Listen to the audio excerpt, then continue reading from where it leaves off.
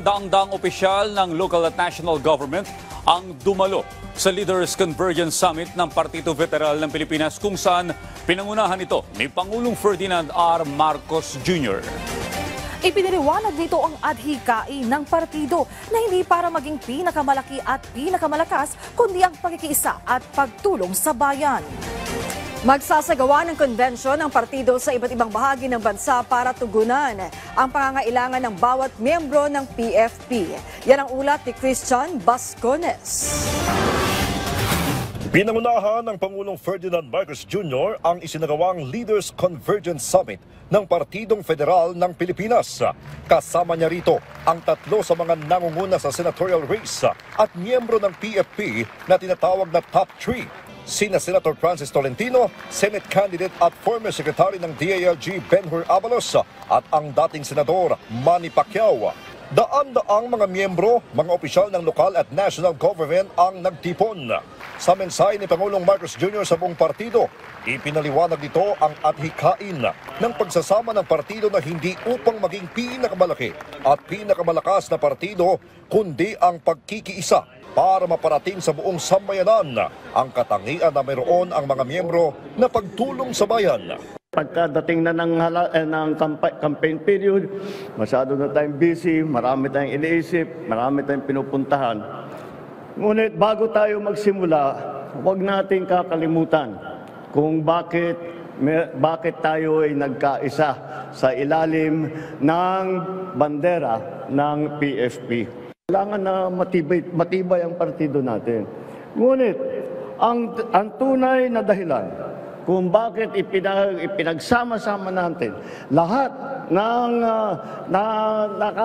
nakakaunawa sa ating hangarin ng pagkakaisa upang lahat ng tutulong sa atin sa pagpapaganda ng Pilipinas ay kasama natin at meron tayong sariling plano, meron tayong isang sinusundan na hangarin at layunin para sa ating bansa.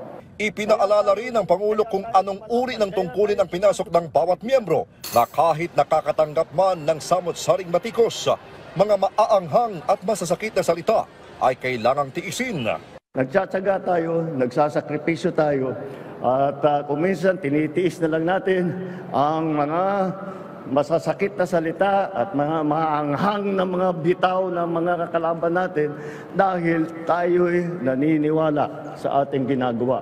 Dagdag pa ng Pangulo na may sasakatuparan lamang ang mga prinsipyong ito sa pamamagitan ng eleksyon. Kung kaya't magsasagawa ng konvensyon ang partido sa iba't ibang bahagi ng bansa upang malaman ang pangangailangan ng mga mamamayan ng bawat miyembro ng PFP. How do we make those principles into reality? And that's what these elections are all about. Gawa pa rin tayo ng mga ibang klaseng mga convention na ganito sa iba't ibang lugar upang kailangan marinig ng ating liderato ang pangangailangan ng ating mga kandidato habang maaga pa, habang may pagkakataon pa tayo na makipagpulong-pulong lahat. Ang kailangan malaman ng liderato ng PFP kung ano pa ang aming maitutulong dahil ang partido ay nandyan upang tulungan ang lahat ng mga miyembro. Ipinagmalaki rin ng Pangulo na ang PFP ang pinakamalakas na partido ngayon sa buong bansa. At asahan ninyo, the PFP is the strongest party in the country today. And the PFP, that strong party, is behind you all the way. Christian Bascones para sa Pambansang TV sa Bagong Pilipinas.